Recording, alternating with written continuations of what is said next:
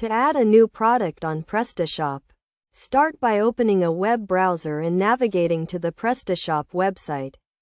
From there, you can use either the demo version or the full version, which requires downloading and installing on your device.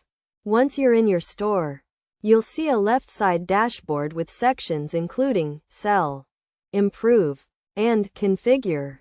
Under Sell, you'll find options such as Orders, Catalog, Customers, and Customer Service, while Improve includes Modules, Design, Shipping, Payment, International, and Marketing. To add a product, click on the Catalog option, which will reveal a drop-down menu. Select Product from this menu.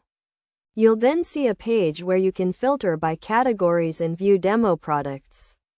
Click the New Product button to create a new product, choosing from options such as a standard product, product with combinations, pack of products, or virtual product. After selecting your product type, you can proceed with adding your new product.